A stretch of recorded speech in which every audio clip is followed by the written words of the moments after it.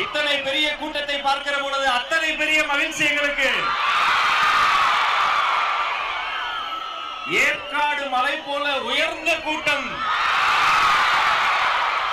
ஏழைகளின் கண்ணீரை துடைக்கின்ற கூட்டம், மேட்டூர் அணை போல நிறைந்துள்ள கூட்டம், மாங்கனி மாநகரின் பாசக்கார கூட்டம், தமிழக வெற்றி கழகத்தின் தன்மான கூட்டம், தமிழகத்தின் வருங்கால முதல்வர் தளபதியின் கூட்டம். இந்த அரங்கின் இரண்டு பக்கமும் 4 மருத்துவ முகாம் ஏற்பாடு செய்யப்பட்டிருக்கு. திரும்பிய திசையெல்லாம் தண்ணீர் வசதி இருக்கு. இன்றைய தினம் புனிதமான வெள்ளிக்கிழமையில் இந்த நிகழ்ச்சி ஏற்பாடா இருக்கிறதால தமிழக அரசியல் வரலாற்றில் கூட்டம் நடக்கும் அந்த இடத்திலேயே அன்பிற்கினிய கண்ணியமிக்க இஸ்லாமிய சொந்தங்கள் தொழுகை செய்வதற்காக அங்கு ஒரு அரங்கமும் ஏற்பாடு செய்யப்பட்டிருக்கிறது. தமிழக வெற்றி கழகத்தின் சார்பில் உங்கள் அத்துணை பேரையும் வரவேற்பு செய்வதற்காக சேலத்தின் கழக மாவட்ட செயலாளர், சேலத்து இளம் சிங்கம் அண்ணன் தமிழன் பார்த்திபன் அவர்களை வருகிறவர்கள் வரவேற்கிறேன்.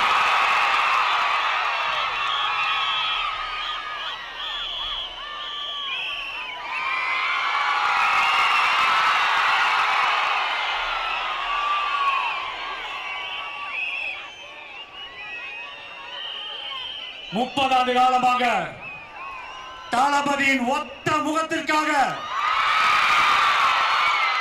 தன் ரத்தத்தையும் வேர்வையையும் உழைப்பையும் சிந்தி இந்த தமிழக வெற்றி கழகம் உருவாக காரணமாக இருந்த மக்கள் இயக்க நிர்வாகிகளே, உங்களை வணங்குகிறேன்.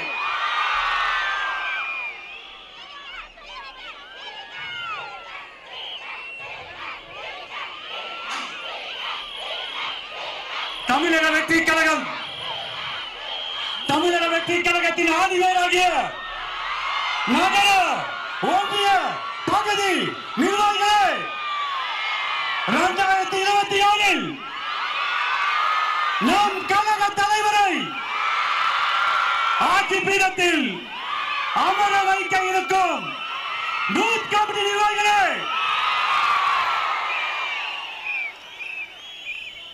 இளைஞர்களின் விடிவெள்ளி தமிழ்நாட்டின் ஒரே நம்பிக்கை நம் கழக தலைவர் அவர்களே,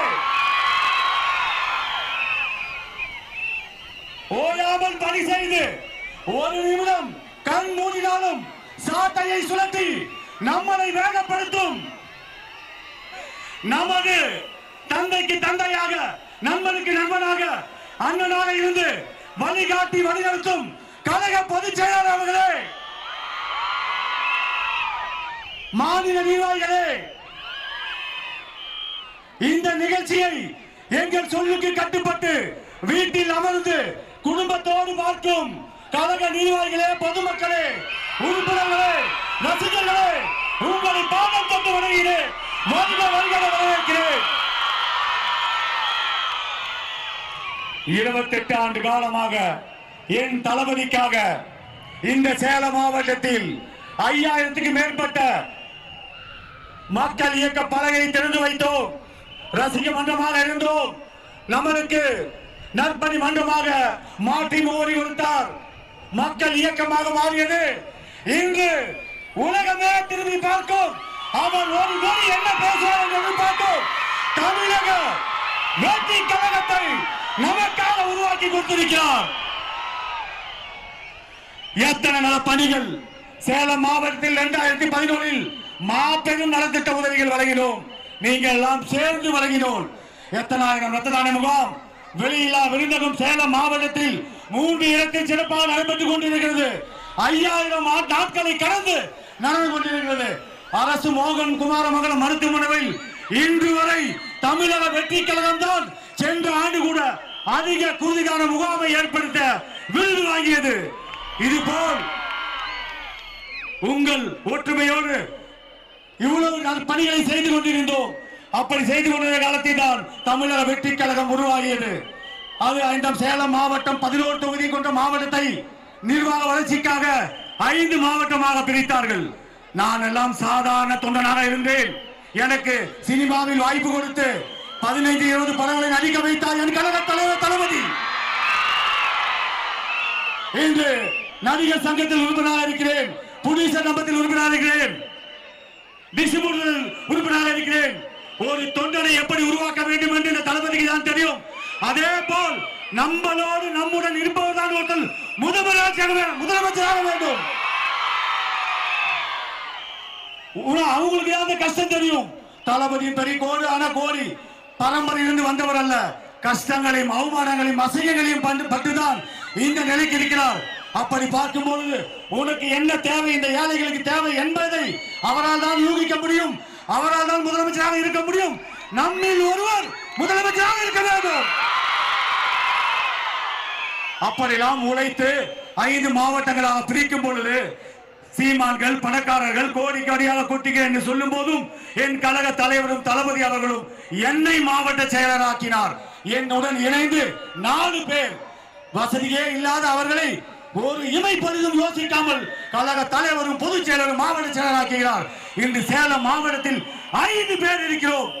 அதே மாதிரி ஒன்று சொல்லிக் கொள்கிறேன், வருகின்ற சட்டமன்ற தேர்தலில் இதுவரை இல்லாத வரலாற்றில் நிகழாத நிகழ்வுகள் ஏழை எளியோர் அத்தனை பேரும் எம்எல்ஏ ஆக்க முடியும்.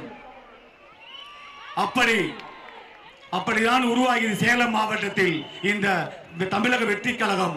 எவ்வளவு உதவிகள், எத்தனை கைம்பெண்களுக்கு தையல் மிஷின்கள், எத்தனை நலத்திட்ட உதவிகள். நன்றி. காலதாமதம் அன்னவர் அவர் எல்லாம் அவர் தளபதிக்கே சிக்னல் காட்டுறவர், எனக்கு சிக்னல் காட்டணும் பயந்துட்டேன். எத்தனை உழைப்புகள் உங்க எல்லாத்துக்குமே தெரியும். ஒவ்வொரு இடத்துலயும் ஒரு மன்றத்தை திறக்கும் போது எத்தனை பிரச்சனைகள் அந்த காலத்துல. இப்பயாவது 4-வே ட்ராக் இருக்கு, ரோடு இருக்கு. இந்த 5000 மன்றங்கள் திறக்கிறதுக்குள்ளயும் என் மக்கள் இயக்கத்தை நிர்வாகிகள் எவ்வளவு பேர் கஷ்டப்பட்டிருக்கான். இன்னைக்கு சொல்றாங்க பத்தியா, அரசியல் உங்களுக்கு என்ன தெரியும் சொல்றாங்களே.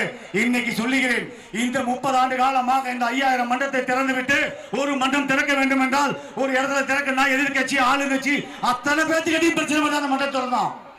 30 ஆண்டு காலமாக ஆளும் கட்சியும் பார்த்து விட்டோம், எதிர்கட்சியும் பார்த்து விட்டோம். இன்று எதிர்கட்சியாக இருக்கிறோம். 2026 முதலமைச்சராகுவோம். கழக தோழர்களே, உங்களுக்கெல்லாம் ஒன்னே ஒரு சொல்லிக் கொள்கிறேன், உங்களிடம் இருக்கும் தாழ்வு மனப்பானை தூக்கி எறியுங்கள். எந்த வகையில் மாற்று கட்சியை சேர்ந்த ஒன்றிய நகர பகுதி செயலாளர்களை விட நீ கீழே இருக்கவன் இல்ல, அவர்களை விட நீ மேலே இருப்பவன்.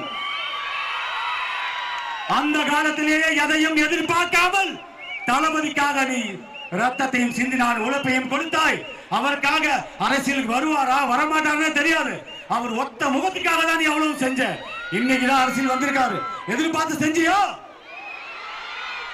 அப்படி பார்க்கும்போது நீ பக்கத்து வீட்டுல ஒரு வார்டு கவுன்சிலர் பார்த்தாவே எவ்வளவு சந்தோஷப்படுற. வருங்காலத்தில் நீங்க இருக்க அத்தனை பேரும் அரசு அதிகாரத்தை பகிர்ந்து கொடுப்போம். தளபதி முதலமைச்சர் ஆவார். உங்கள் எல்லாத்துக்கும் சொல்றேன், உழைச்சவர் அத்தனை பேரும் அரசு அதிகாரத்தை பகிர்ந்து கொடுப்போம். அதே மாதிரி ஒன்னே ஒன்று சொல்லிக்கிறேன், 234 தொகுதியிலும் தளபதி மூளை முடுக்கெல்லாம் வர வேண்டும் என்றால் நமது ஆட்சி நடக்க வேண்டும். காவல்துறையினர் இப்ப பாருங்க எவ்வளவு டிமாண்ட், 51 கண்டிஷன் போடுறாங்க.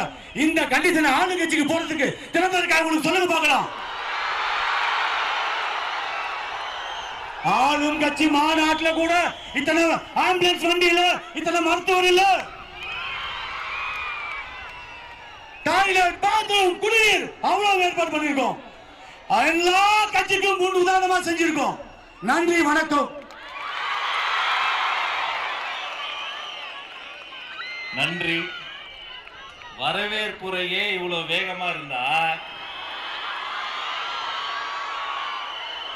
நிறைய பேரு நிறைய கனவு காண்றாங்க. வேலையே செய்ய மாட்டவங்க எல்லாம் நிறைய பேரு நீங்க போடுற இந்த 1000, 2000, 5000 கணக்கையெல்லாம் மக்கள் வாங்கி அவங்க பணம் உள்ள வச்சுக்கிட்டு 5 ரூபா விசிலுக்கு ஓட்ட போட்டு கோடிக்கணக்கான வாக்குகளை கொடுக்க போறாங்க. இந்த தருணம் அந்த தருணம். தர்மத்தாரின் தவப்புதல்வர் மாங்கனி மாநகருக்கு உங்கள் இதயக்கனி வருகிறார். கோட்டை மாரியம்மன் ஆட்சியோடு கோட்டையாக்கி வருகிறார்.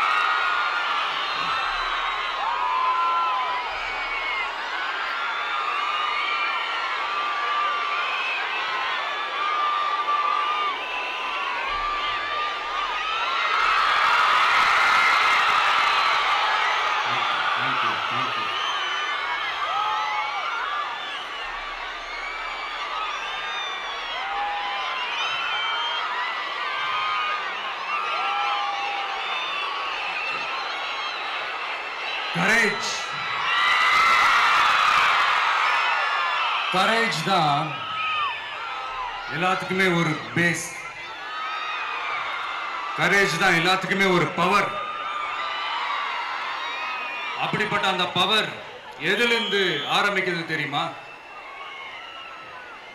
நம்மள அண்டர் எஸ்டிமேட் பண்ற நேரத்துல, நம்மள ஒரு ஏளனமா பார்க்கிற நேரத்துல, நம்ம யாருன்னு ப்ரூவ் பண்ணி காட்டணும்னு ஒண்ணு தோணும். நம்ம யாருன்னு காட்டணும்னு ஒரு உத்வேகம் ஒண்ணு வரும். அப்படி ப்ரூவ் பண்ற அந்த பாயிண்ட் எதுல இருந்து ஸ்டார்ட் ஆகுது தெரியுமா? எந்த விஷயத்துல நம்மள கிண்டலும் கேலியுமா பேசுறாங்களோ அதே விஷயத்தை வச்சு நம்ம அது ஒரு பாசிட்டிவா மாத்துறதுன்னு ஒண்ணு இருக்குல்ல, அதே விஷயத்தை வச்சு நம்ம அது ஒரு ஃபயரா மாத்துறதுன்னு ஒன்று இருக்குல்ல, அங்கிருந்து தான் அந்த பவரே ஸ்டார்ட் ஆகும். அப்படிப்பட்ட அந்த உண்மையான அந்த பவரை சொல்ற அந்த பாயிண்ட்ல இருந்து ஆரம்பிக்கலாமா? ஏ விஜய், வீட்டை விட்டு வெளியே வா. ஏ விஜய், பணியூர் விட்டு வெளியே வா அப்படின்னு சொல்றவங்களுக்கு என் வீடு எதுன்னு தெரியுமா? முதல்ல என் வீடு எங்க இருக்குனாவது தெரியுமா? என சீண்டி பார்க்கறதா நினைச்சு கிண்டலும் கேலியுமா பேசுறவங்களுக்கு நான் சொல்றேன், இந்த தமிழ்நாடு தமிழ்நாடுன்னு சொல்றாங்களே அது மத்தவங்களுக்கு வேணா ஸ்டேட்டா இருக்கலாம், ஆனா என்ன பொறுத்த வரைக்கும் என் தாய் நாடான தமிழ்நாடு தான் என் வீடு.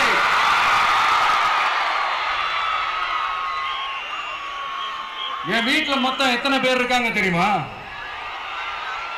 8 கோடி பேர் இருக்காங்க. ஒட்டுமொத்த தமிழ்நாட்டு மக்களும் என் வீட்டு மக்கள், என் குடும்பம், என் உறவு, என் சொந்தம். எனக்கு எல்லாமும் கொடுத்த இந்த 8 கோடி சொந்தங்களுக்கு இனிமே எல்லாமுமா கூட நிக்க போறது இந்த விஜய் மட்டும்தான். தமிழ்நாட்டோட முதல் படை வீரனா, தமிழ்நாட்டோட முதல் பாதுகாவலனா அவங்க கூடவே நிக்கணும்ன்றதுதான் என்னுடைய குறிக்கோள். இன்னைக்கு இந்த விஜய், உங்க விஜய் உங்ககிட்ட ஓட்டு கேட்டு மட்டுமே வரல, உங்ககிட்ட நீதி கேட்டும் வந்திருக்கிற. ஆக்சுவலா உங்களுக்காக நீதி கேட்கறதுக்காக தான் நான் அரசியலுக்கே வந்தேன். ஆனா இன்னைக்கு நான் உங்ககிட்ட நீதி கேட்கறதுக்காக வந்திருக்கிறேன். இந்த விஜய் என்னங்க தப்பு பண்ணா? தன்னை நேசிச்ச தன்னுடைய மக்களுக்காக அரசியலுக்கு வந்தா அது ஒரு தப்பா?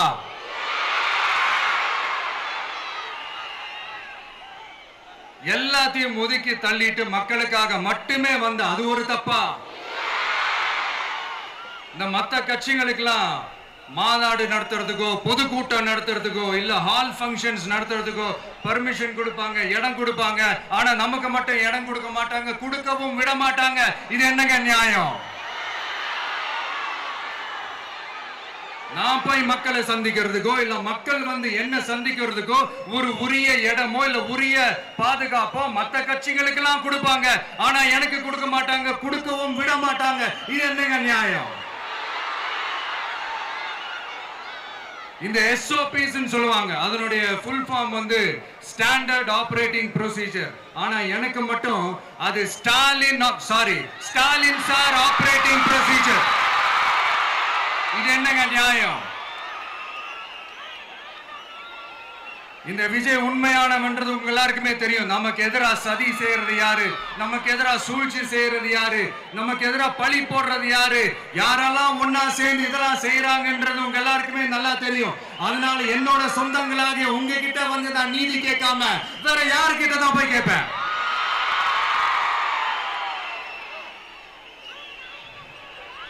செல்ஃபே எடுக்காத ஒரு கூட்டணி கணக்கு, செல்ஃபே எடுக்காத ஒரு அறத பழைய அரித்மெட்டிக் கணக்கு, இதெல்லாம் வேலைக்கே ஆகாது. ஆணித்தரமா அடிச்சு சொல்றேன்.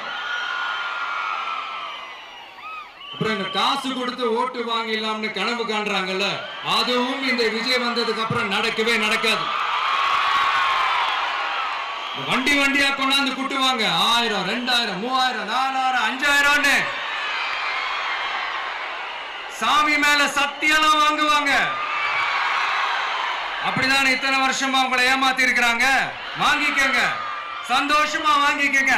எல்லாம் உங்க பணம் தான். வாங்கிக்கிட்டு அவங்க காதிலே விசில ஊதி அனுப்புங்க. எப்படி? அவங்க செவிலே விசில ஊதி அனுப்புங்க.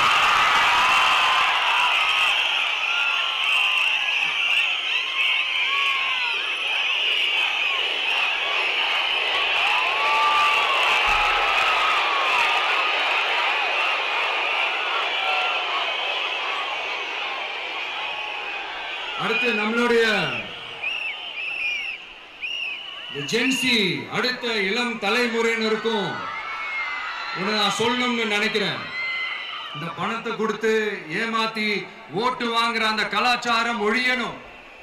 பணத்தை கொடுத்து ஏமாத்தினா ஏமாறுவீங்க. உங்களை தான் கேட்கிறேன், பணத்தை கொடுத்து ஏமாத்தினா ஏமாறுவீங்க? எல்லாரும் கொஞ்சம் கை இப்படி வைங்களேன் எனக்காக. நான் சொல்றதை கொஞ்சம் ரிப்பீட் பண்ணுங்க. எங்க ஓட்டு எங்க உரிமை. எங்களை யாரும் விலைக்கு வாங்க முடியாது. எங்கள் ஓட்டு விசில் சின்னத்துக்கு தான். வேற யாரையும் நம்பி ஏமாற மாட்டோம். தேங்க்யூ. கேட்டுச்சா சார்? இனிமே நீங்க கொள்ளையடிச்சு வச்சிருக்கிற பணம் எல்லாம் வேஸ்டா போகுது. குப்பையில தான் தூக்கி போடணும். உங்களுடைய இந்த ஊழல் ஆட்சியும் மக்கள் குப்பையில தான் தூக்கி போட போறாங்க. அடுத்து ஒவ்வொரு வீட்டில் இருக்கிற என்னுடைய குட்டி நண்பா நண்பீஸுக்கும் நான் சொல்லணும்னு நினைக்கிறேன். வீட்டில் டிவியில உட்கார்ந்து இந்த பிரச்சார மீட்டிங்லாம் பார்த்துட்டு இருப்பீங்க. உங்களையும் உங்களுடைய ஃபியூச்சரையும் மைண்ட்ல வச்சுக்கிட்டு தான் நாம அரசியலுக்கே வந்திருக்கிறோம்.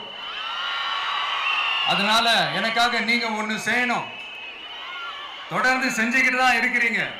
நான் நிறைய கியூட்டான வீடியோஸ்லாம் நான் பார்க்கிறேன். லைக் உங்க அம்மா அப்பா கிட்ட மைக்க நீட்டி யாருக்கு ஓட்டு போடுவீங்கன்னு கேட்டா பின்னாடி இருந்த அந்த பையன், அம்மா விஜய்னு சொல்லுமா, அப்பா விஜய்னு சொல்லுப்பா அப்படின்னு நிறைய அந்த கியூட்டான வீடியோஸ்லாம் பார்க்கிறேன். அதை தொடர்ந்து தயவு செஞ்சு அதை தொடர்ந்து கண்டினியூ பண்ணுங்க. உங்க வீட்டில் இருக்கிற உங்களுடைய அப்பா அம்மா தாத்தா பாட்டி பெரியப்பா பெரியப்பா சித்தி சித்தப்பா அத்தை மாமா ஓட்டு போடுற வயசுல இருக்கிற அண்ணன் அக்கா எல்லாரையும் விசில் சின்னத்துக்கு ஓட்டு போட சொல்லுங்க. விசில் சின்னத்துக்கு ஓட்டு போட வைங்க.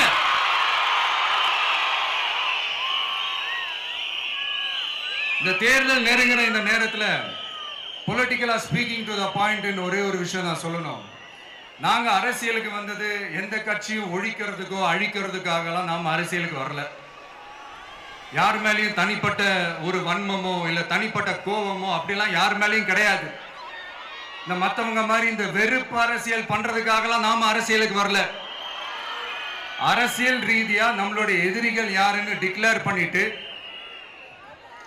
தேர்தலில் நின்று ஜெயிச்சு மக்களுக்காக எங்களுடைய நன்றி கடனை செலுத்துறதுக்காக தான் நாம அரசியலுக்கே வந்திருக்கோம். Just want to make this clear. அவங்கள கேள்வி கேட்கறதுக்கு முன்னாடி அவங்களோட இயலாமையை மறைக்கிறதுக்காக இந்த ஏ டீம் பி டீம் இதெல்லாம் கூட சேர்த்துக்கிட்டு ஒரே விஷயத்த சொல்லி அழுவுறாங்கல்ல. என்னன்னு சொல்லி அழுவுறாங்க? அனுபவம் இல்லாதவங்களால எப்படி ஆட்சி அதிகாரத்தை செய்ய முடியும் அப்படின்னு ஒரே விஷயத்த சொல்லி அழுவுறாங்கல்ல.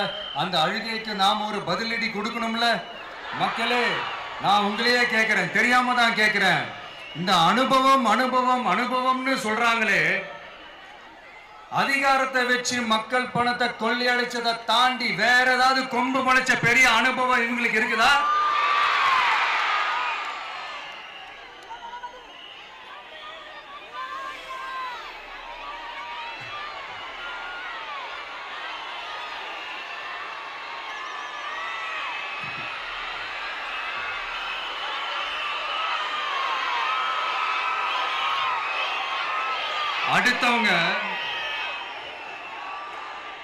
அடுத்தவங்க ஆரம்பிச்ச அரசியல் கட்சியில, அடுத்தவங்களுடைய அட்ரஸ்ல அரசியல்வாதிகளா இருந்துட்டு இருக்கிற இவங்க எல்லாருக்கும் ஒரு சவால்.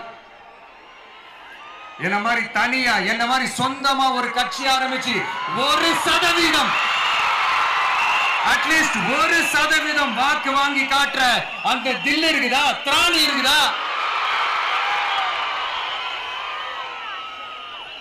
30 வருஷமா மக்கள் இயக்கமா இருந்து இன்னைக்கு மிகப்பெரிய ஒரு அரசியல் கட்சியா வளர்ந்து இந்த கூட்டணி கட்சிகள் மட்டுமே நம்பி இருக்கிற 75 வருஷ கட்சி, 50 வருஷ கட்சின்னு இன்னைக்கு ஆட்சி அதிகாரத்துல இருந்துட்டு இருக்கிற இவங்க எல்லாரையும் மீறி இன்னைக்கு களத்துல தனியா நின்னு இந்த 2 வருஷத்துல முதன்மை சக்தியா வளர்ந்து 30% தாண்டி இன்னைக்கு மக்கள் ஆதரவை பெற்றிருக்கிற நமக்கு அனுபவம் இல்லையா?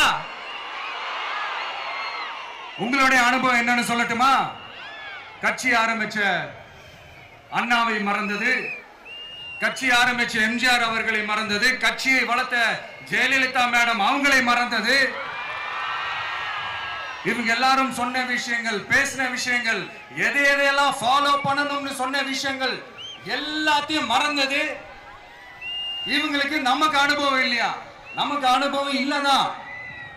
கொள்ளை அடிக்கிறதுலாம் எங்களுக்கு அனுபவம் இல்லதான். அதெல்லாம் எங்களுக்கு சுட்டு போட்டாலும் வராது. இந்த கொள்கையை பேருக்கு மட்டும் வச்சுக்கிட்டு நேரடியா சரண்டர் ஆகிறது, மறைமுகமா சரண்டர் ஆகிறது, இந்த மாதிரி அனுபவம் நமக்கு இல்லதான். அதுவும் நமக்கு சுட்டு போட்டாலும் வராது.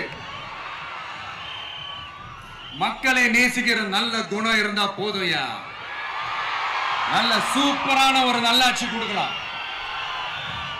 நல்லாட்சி கொடுக்கிறதுக்கு மெத்த படிச்ச மேதாவிகளா இருக்கணும்லாம் ஒன்னும் அவசியம் இல்ல. காமராஜர் அவர்கள் மாதிரியோ, எம்ஜிஆர் அவர்கள் மாதிரியோ மக்கள் சக்தியின் துணையால, மக்கள் மேல அக்கறையா இருக்கக்கூடிய நல்ல அதிகாரிகளின் துணையால சூப்பரான ஒரு நல்லாட்சி என்னால கொடுக்க முடியும், செஞ்சு காட்டுறேன்.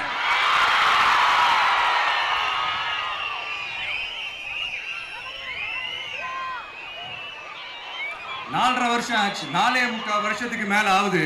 இப்போ ஒவ்வொரு வீட்டு கதவையா தட்டி உங்கள் கனவுகளை சொல்லுங்கள்,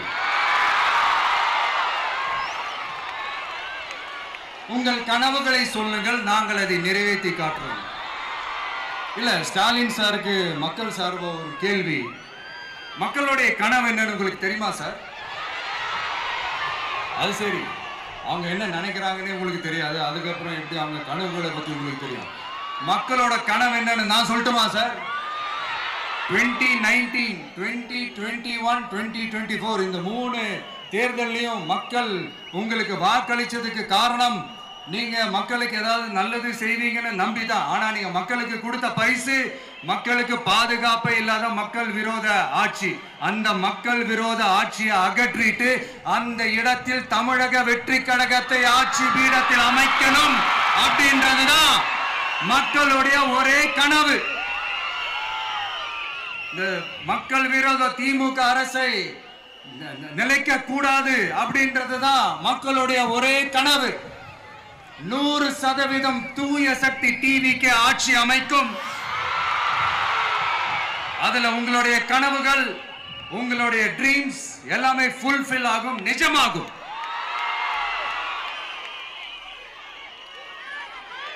தமிழ்நாடு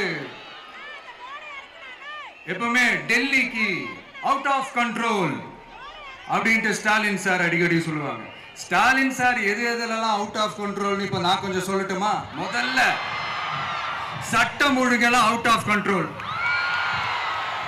பெண்கள் பாதுகாப்புல அவுட் ஆஃப் கண்ட்ரோல், இளைஞர்கள் வேலை வாய்ப்புல அவுட் ஆஃப் கண்ட்ரோல், மொத்தத்தில் அவரோட ஆட்சியே ஒரு அவுட் ஆஃப் கண்ட்ரோல். இந்த வருஷம் பிகினிங்ல சட்டசபையில பேசும்போது சொல்றாங்க, மக்கள் எல்லாரும் ரொம்ப மகிழ்ச்சியா இருக்கிறாங்க, அதனால நானும் ரொம்ப மகிழ்ச்சியா இருக்கிறேன் அப்படின்னு.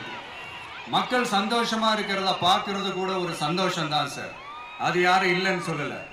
அப்படி உண்மையிலேயே மக்கள் உண்மையிலேயே சந்தோஷமா இருக்கிறாங்க அப்படின்னா ஏன் சார் விவசாயிகள் போராட்டம் நடக்குது? ஏன் சார் மீனவர்கள் போராட்டம் நடக்குது? ஏன் தொழிலாளர்கள் போராட்டம் நடக்குது? தூய்மை பணியாளர்கள் போராட்டம் ஏன் நடக்குது? அங்கன்வாடி ஊழியர்கள் போராட்டம், செவிலியர்கள் போராட்டம், மருத்துவர்கள் போராட்டம், மாற்றுத்திறனாளிகள் போராட்டம், அரசு ஊழியர்கள் போராட்டம், ஆசிரியர்கள் போராட்டம், இடைநிலை ஆசிரியர்கள் போராட்டம், பகுதி நேர ஆசிரியர்கள் போராட்டம். இதெல்லாம் உங்க ஆட்சியில மக்கள் மகிழ்ச்சியா இருக்காங்கன்றதுக்காக நடக்கிற போராட்டமா சார்? எனக்கு தெரிஞ்சு மக்கள் சந்தோஷமா இருக்கிறாங்கன்னா பொங்கல் வச்சு கொண்டாடுவாங்கன்னு கேள்விப்பட்டிருக்கிறேன். உங்க ஆட்சியில தான் போராட்டம் நடத்தி அவங்களுடைய மகிழ்ச்சியை வெளிப்படுத்துறாங்கன்னு நினைக்கிறேன்.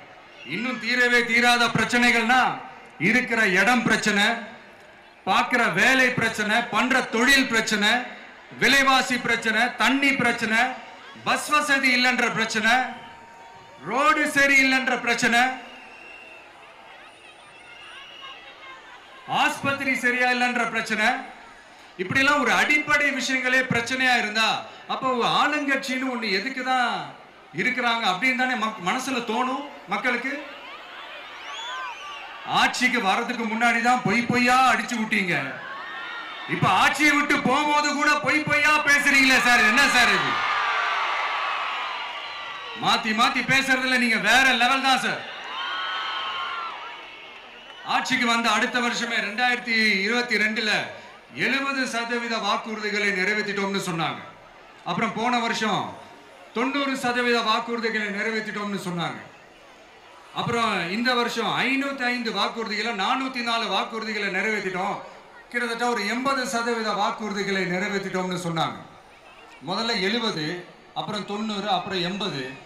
இன்னும் தேர்தல் நெருங்க அது 60, 50, 40, 30, 20ல போய் நிற்கும்னு நினைக்கிறேன். அதையும் அவரே அறிவிப்பாரோ என்னமோ எனக்கு தெரியல. முதல்வர் ஸ்டைல்லையே சொல்லணும்னா, பொய்யிலேயே பிறந்து பொய்யிலேயே வளர்ந்த புலவர் பெருமானே, கொஞ்சம் அத திருத்தி சொல்றேன், புலுகர் பெருமானே. அது இன்னும் பொருத்தமா இருக்கும். அவருடைய அண்ட புழுகு, ஆகாச புழுகு என்ன தெரியுமா? பெண்களுக்கு பாதுகாப்பு தமிழ்நாட்டில் எங்க போனாலும் கொட்டி கிடக்குதான். அப்படி அது உண்மைனா அண்ணா யூனிவர்சிட்டி அந்த பொண்ணுக்கு ஏன் சார் அப்படி ஒரு கொடுமை நடந்துச்சு? கோவை கல்லூரி பெண்ணுக்கு ஏன் சார் அப்படி ஒரு கொடுமை நடந்துச்சு? பெண் குழந்தைகள் பாதிக்கப்படுறதா கிட்டத்தட்ட 1000க்கும் மேலான போக்சோ கேசுகள் ஏன் சார் பதிவானுச்சு? போதைப் பொருள் கலாச்சாரம் கண்ட்ரோலே இல்லாம அது பாட்டுக்கு தாறுமாற எங்கேயோ போய்கிட்டு இருக்கு. வயலன்ஸ்லாம் தலைவிரிச்சு ஆடுது.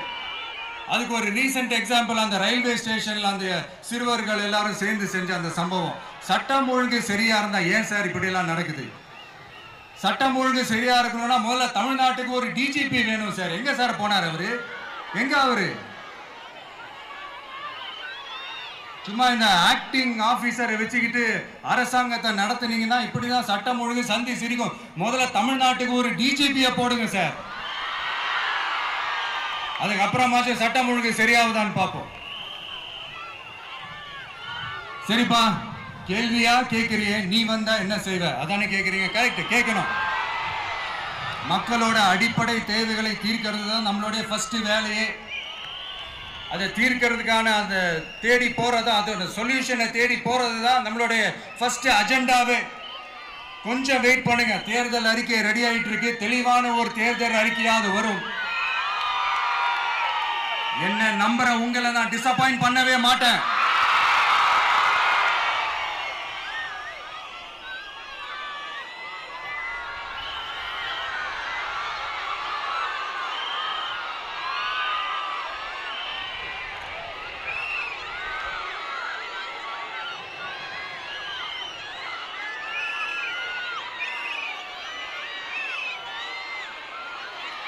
இந்த சும்மா ஆட்சிக்கு வரணும்ன்றதுக்காக இந்த நடைமுறைக்கு சாத்தியமே இல்லாத இந்த மாதிரி விஷயங்கள் எல்லாம், வாக்குறுதிகளை நான் என்னைக்குமே கொடுக்கவே மாட்டேன். அதே மாதிரி ஆட்சிக்கு வந்ததுக்கு அப்புறம் கூட அவங்க அது தரல, இவங்க இது தரல அப்படின்லாம் பம்மிக்கிட்டு இல்லாம உங்களுக்காக எந்த எக்ஸ்ட்ரீமுக்கும் போய் நான் போராடவும் தயாரா இருக்கிறேன். அதனால நான் மறுபடியும் இதை நான் ரிப்பீட் பண்றேன். இவ்வளவு நாள் இதை நான் மட்டும் தான் சொல்லிக்கிட்டு இருந்தேன். இப்ப களமே சொல்லுது, ரெண்டே ரெண்டு பேருக்கு நடுவுல தான் போட்டியே.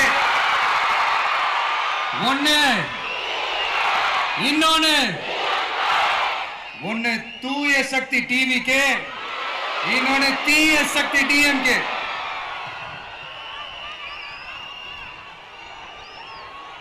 இப்ப நம்ம இந்த எலெக்ஷன் விஷயத்துக்கு வருவோம். விஜய் என்னப்பா இவரை மட்டும் தான் எதிர்க்கிறாரு, இவங்களை எதிர்க்க மாட்டேன்றாரு, அவங்கள பத்தி எதுவுமே சொல்ல மாட்டேங்கிறாரு. இல்ல நான் கேட்கிறேன், இது யாருக்கான எலெக்ஷன்? தமிழ்நாடு சட்டசபைக்கான ஒரு தேர்தல். இப்ப இங்க யார் ஆட்சியில் இருக்கிறா? யாரு பொய்யா வாக்குறுதிகளை கொடுத்த மக்களை ஏமாத்துறது? யாரு மக்கள் விரோத ஆட்சியை நடத்துறது? அப்ப இங்க யாரை அகற்றணும்? இந்த மக்கள் விரோத திமுக அரசை அகற்றணும்னா நம்ம யாரை எதிர்க்கணும்?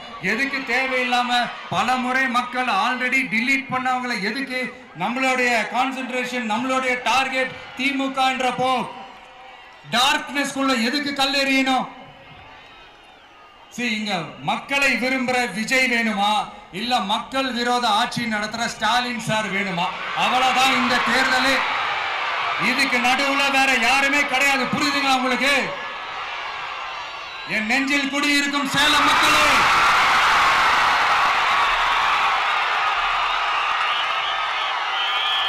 one last simple question. Vijay நம்புறீங்களா, ஸ்டாலின் சார நம்புறீங்களா? அவ்வளவுதான், முடிஞ்சு போச்சு. கதம் கதம். போர் முழக்கம் உங்களை ஒரு நிமிஷம் கூட தூங்க விடாது. இந்த போன லாஸ்ட் வீக் இந்த டிஎன்பிஎஸ்சி இந்த எக்ஸாம்ஸ், இந்த குரூப் 2 எக்ஸாம்ஸ் அதை அனௌன்ஸ் பண்ணிட்டு உடனே அதை கேன்சல் பண்ணிட்டாங்க. இது உலகத்துக்கு எல்லாருக்கும் தெரியும். கேன்சல் பண்ணிட்டு ரொம்ப சிம்பிளா டெக்னாலஜி இதோ சம் ஃபால்ட், டெக்னிக்கல் ஃபால்ட் அப்படின்னு சொல்லி அதை கடந்து போயிட்டாங்க. இத்தனை வருஷமா ராத்திரி பகலமா கஷ்டப்பட்டு படிச்சு எப்படியாவது நமக்கு அந்த வேலை கிடைக்காதான்னு அந்த எக்ஸாம்ஸை ஃபேஸ் பண்ண வந்த நம்மளுடைய தம்பி தங்கைகள் எவ்வளவு ஒரு மன உளைச்சலுக்கு ஆளாயிருப்பாங்க. அதை யாராவது யோசிச்சு பார்த்தீங்களா? ஒரு எக்ஸாம்ஸை ஒழுங்கா நடத்த தெரியல, இதுல உலக நாடுகளோட போட்டி போடுறாங்களாம். நம்மளுடைய தம்பி தங்கைகள் நம்ம அம்மா அப்பா கிட்ட சொல்லுங்க, யாரும் தைரியம், எல்லாரும் தைரியமா இருங்க. வரப்போறது உங்க ஆட்சி, நம்ம ஆட்சி.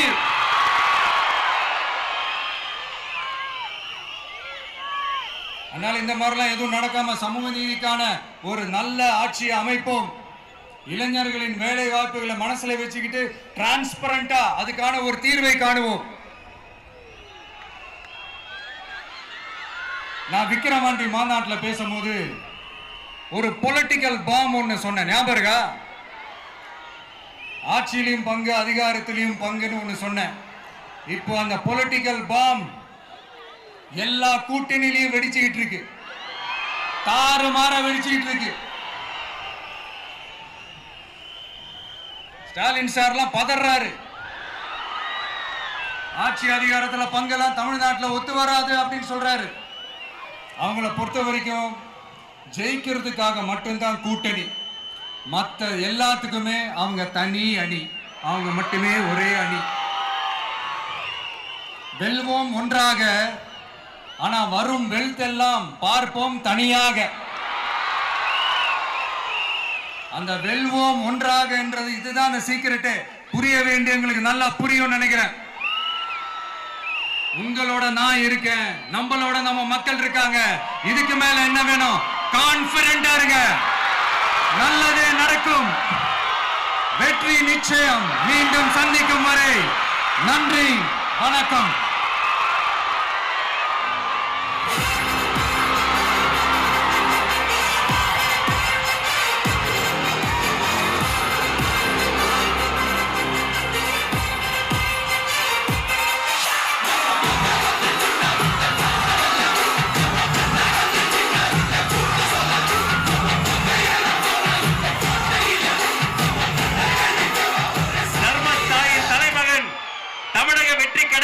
தலைவர் வெற்றி தலைவர் அவர்களுக்கு சேலம் கழக மாவட்ட செயலாளர்கள் உங்கள் சார்பில் நிறைவு பரிசு வழங்க மேடைக்கு வருகிறார்கள்.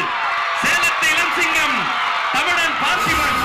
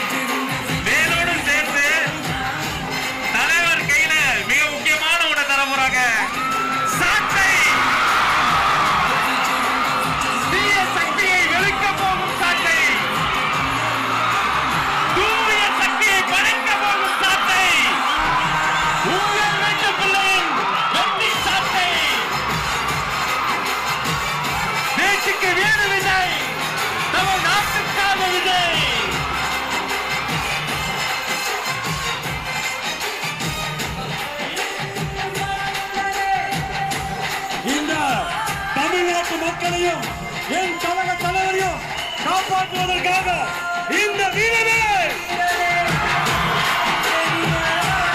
ஊழல் சக்திகளை ஓங்கி அடிக்க ஊழல் சக்திகளை நல்வாழ்த்தி தருவோம். நன்றி. கழக மாவட்ட செயலாளர்களுக்கு நன்றி.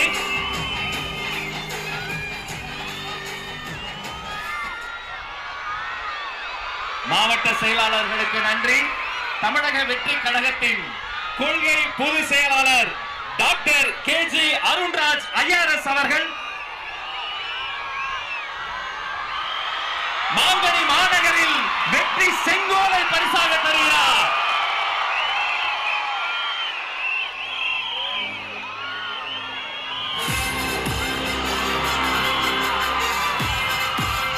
அந்த வெள்ளி செங்கோலோடு சேர்த்து மக்களின் சார்பில் மாங்கனி மாநகரில் மாவட்ட கழக செயலாளர் மக்கள் சார்பில் பொன்னிற செங்கோலையும் தருகிறார். இரட்டை செங்கோல், இரட்டை போர் யானை போல் இரட்டை செங்கோல்.